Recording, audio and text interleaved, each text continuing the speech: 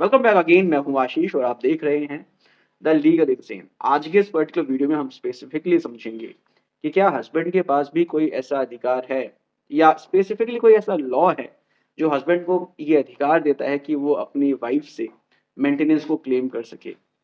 इसको हम आज के इस पर्टिकुलर वीडियो में समझने वाले हैं, so stay tuned through the video so that you could have a very better perspective over this situation. जैसा कि हमको पता है कि बहुत सारे ऐसे कानून हैं जो वाइफ को ये अधिकार देते हैं कि वो अपनी हस्बैंड से मेंटेनेंस को क्लेम कर सकती है। और मेंटेनेंस इसलिए क्लेम कर सकती है क्योंकि जो उसकी सोशल डिग्निटी है, जो उसकी सोशल लाइफ है, वो डिस्टर्ब ना हो, वो अपने आप को प्रोटेक्टेड फील करे। जो उसका लाइफ स्टैंडर्ड ससुराल में था, उसी को मेंटेन करने के लिए वो मेंटेनेंस को क्लेम करती है। लेकिन क्या इसके इतर हस्बैंड के पास कोई ऐसा अधिकार है? अगर है तो कौन सा ऐसा प्रोविजन है लॉ का जो इसके बारे में बात करता है? तो चलिए बिना देरी किए हुए इस प्रोविजन को हम समझते हैं।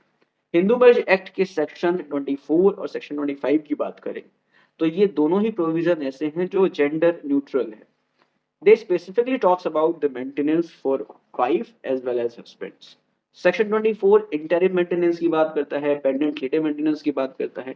और सेक्शन 25 परमानेंट मेंटेनेंस की बात करता है, परमानेंट एलिमनी की बात करता है। अगर वाइफ कैपेबल है, वेल ऑफ है, अपने आप को मेंटेन कर सकती है, उसके पास अच्छा सोर्स ऑफ इनकम है, तो इस लॉ को यूज करके हस्बैंड वाइफ से ही मेंटेनेंस को क्लेम कर सकता है। बट यहाँ पर कुछ कंडीशंस हैं जो हस्बैंड को प्रूव करना पड़ेगा, उसके बाद ही हस्बैंड जो है मेंटेनेंस को क्लेम कर सकता है। एक बहुत ही फेमस केस हुआ था 1993 में जो सुप्रीम कोर्ट के पास आया, कंचन वर्सेस कमलेंद्र।